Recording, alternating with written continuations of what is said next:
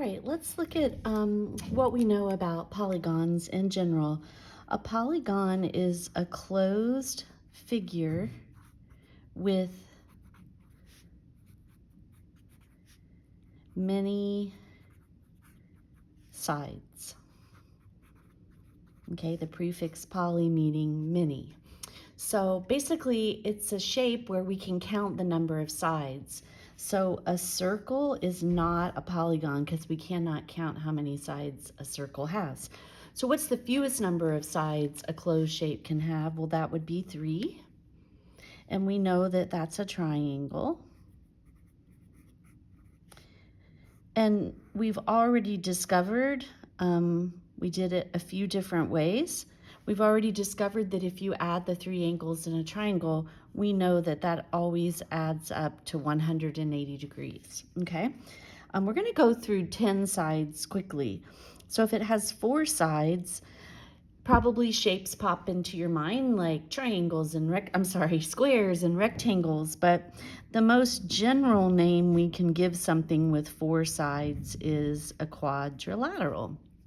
And let's just draw some random 4-sided figure, okay? That doesn't appear to be a square or a rectangle, but it definitely has 4 sides. So what do the angles add up to in a quadrilateral? Well, you possibly already know the answer to that if you think about a square or whatnot, but I'd just like to show you with a physical representation here. So I have a quadrilateral and I've numbered the angles, and my apologies because I meant to have this cut out already. And what I'm going to do is I'm going to take the quadrilateral and cut it into 4 different angles. So, and then we'll physically angle 1, angle 2, and there's angle 3. We're going to add these angles together. So let me start here with angle 3, and I'll just tack whichever one I happen to pick up, which is angle 2. I'll put them so that they're sharing sides. So there's angle 2 plus angle 3.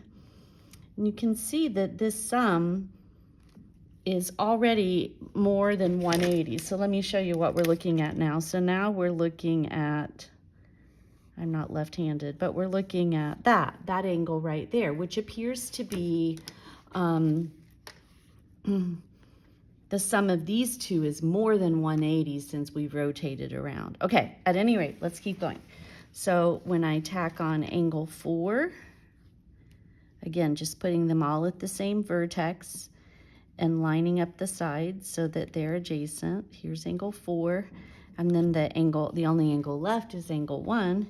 And if I slide angle 1 down until it touches, you can see that together those 4 angles have formed a complete rotation. And the complete rotation, of course, is 360 degrees. So in any quadrilateral at all, the angles will add up to 360. So what about a pentagon? So it stands to reason that if the triangle adds up to 180, the quadrilateral is 360, it's getting more and more. If I were to do the same thing with the pentagon and tack them together, they would wrap around 360 and start overlapping one another if I did it that way. So let's think about a different way. Let's just gonna draw some 5-sided figure. And what we're going to do is we're going to go back and use the fact that in any triangle, the angles add up to 180. And in any quadrilateral, I can split it up into 2 triangles so that I have 180 plus 180, which is where the 360 comes from. So start at a single vertex and draw all the triangles you can possibly draw. And in the pentagon, I was able to get 3 of them for 180, 180, and 180. And if you add those up, you're going to get 540 degrees in a pentagon. So what about a 6-sided figure, which is a hexagon? 1, 2, 3, 4, 5, 6. Just a random 6-sided figure. I'll start from this vertex. So I'm not going to connect it to the 2 vertices it's already connected to, and that leaves me 1, 2, 3 more to draw. So I can draw 3 segments, and that's going to give me a total of 4 triangles. and 180 times 4 is 720. Now, obviously, I don't want to keep drawing pictures, so let's just finish this up and see if we now see the pattern. So if it has 7 sides, it's a heptagon. And notice I had 1, 2, 3, I had 4 triangles. When I had 6 sides, I had 4 triangles. With the pentagon, I had 3 triangles. When I had 5 sides, with the quadrilateral, I had 2. So notice that the number of triangles that we can make is always 2 fewer than the number of sides we had. So in a heptagon, it has 7 sides. We would be able to make 5 triangles. So we would want to do 5 times 180, and we end up with 900 when we do that. In an octagon, we wouldn't do 8 times 180, we would do 6 times 180. If we do that, we end up with 1080, 1080. 9 sides is a nonagon, so we would do 7 times 180, which is 1260.